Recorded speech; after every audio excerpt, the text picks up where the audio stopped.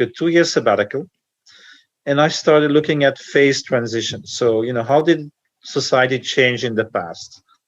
And so out of that came this discovery that the commons was a very important human institution that we had forgotten about.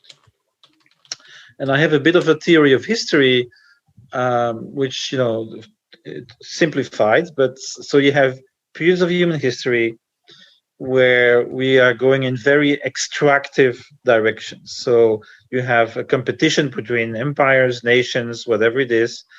And in order to win, you have to overuse your resource base. You have no choice. That's how you win. And so inevitably you reach a point where the cost of maintaining your powers overstrips the resources that you have to do so, and then you go into collapse or decline.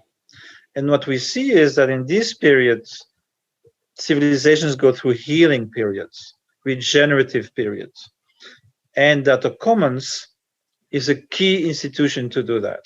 I can give you an example. Between the more or less the 16th and the 18th century, the Tokugawa period in Japan, after a period of enormous strife, the emperor took power. He kind of nationalized the forest, so the forest became a commons of the emperor. And for 2 centuries, Japan lived in harmony with its regional planetary boundaries, right? And then the West came and they said, okay, now we have to get stronger because otherwise we'll be wiped out.